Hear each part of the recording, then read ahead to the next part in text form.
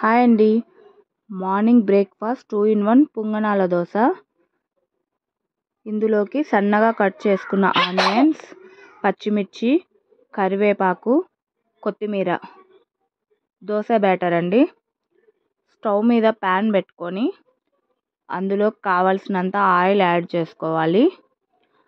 Oil బాగా వేడవ్వాలి. Oil బాగా వేడయ్యాక ఇందులోకి కొద్దిగా ఆవాలు యాడ్ చేసుకోవాలండి. ఆవాలు బాగా చిటపటలాడాలి.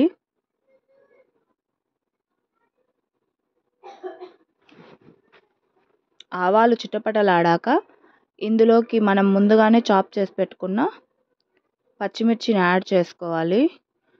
అవి కొద్దిగా వేగాక అందులో మనం ముందుగానే తరిగి పెట్టుకున్న ఆనియన్స్ను యాడ్ చేసుకోవాలి. నేను పచ్చిమిర్చిని ఇలా డైరెక్ట్గానే వేస్తున్నానండి.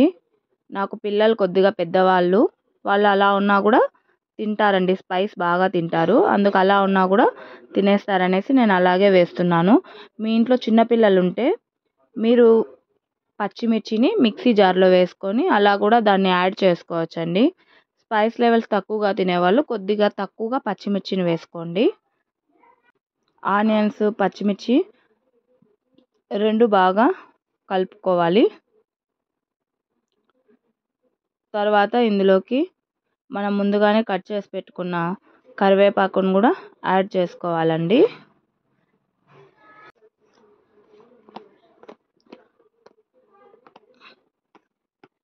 ఇవి కొద్దిగా వేడయ్యాక ఇవేమి ఆనియన్స్ ఎక్కువ రోస్ట్ అవ్వనవసరం లేదండి. ఎందుకంటే మళ్ళీ దోశలో కూడా ఇవి కాలుతాయి కాబట్టి మనం ఏమి ఎక్కువ రోస్ట్ చేసుకోనవసరం లేదు.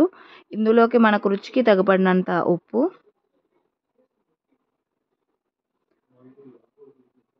తర్వాత ఇందులో చిటికెడు పసుపు వేసుకోవాలి. దీన్ని బాగా కలుపుకొని పచ్చివాసన పోయేంత వరకు వేడి చేసుకొని కొత్తిమీర వేసుకొని స్టవ్ ఆఫ్ చేసుకోవాలి.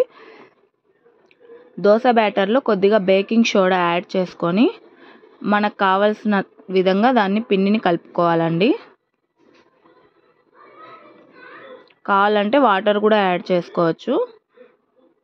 ఇందులోకి మనం ముందుగానే స్టవ్ ఆఫ్ ఆనియన్ ఇది ఉంది కదా, అది మొత్తం మనం పిండిలో వేసుకొని మొత్తం కలుపుకోవాలండి.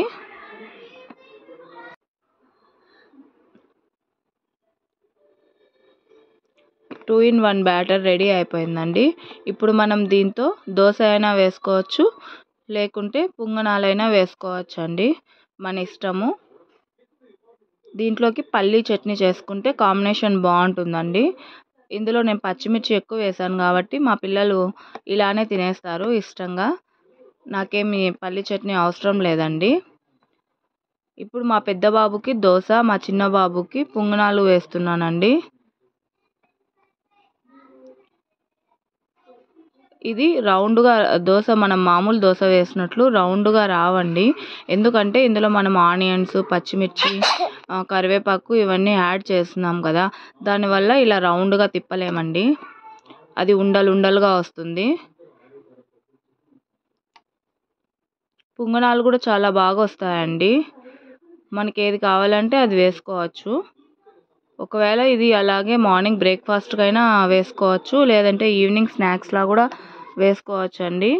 నేను బ్రేక్ఫాస్ట్కి మిగిలాక దీన్ని ఫ్రిడ్జ్లో పెడతాను. ఈవినింగ్ పొంగనాలు వేసిస్తే మా పిల్లలు ఎంతో ఇష్టంగా తింటారండి.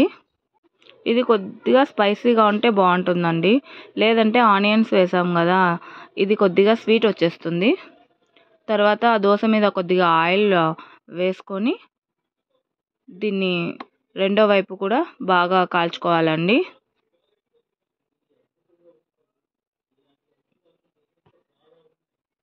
నేను ఫస్ట్ టైం వాయిస్ ఓవర్ ఇస్తున్నానండి, తప్పుగా అనుకోకండి.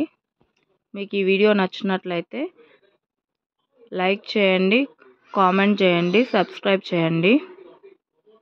నేను ఇక్కడ దోశ తీసిన పిక్ ఉంది కానీ నా దగ్గర పొంగనాలు తీసిన పిక్ మిస్ అయిందండి. కాబట్టి నేను లాస్ట్లో అది తీసే ముందు వరకు వీడియో కంటిన్యూ చేశాను, అది ఆ క్లిప్పింగ్ పెడుతున్నాను.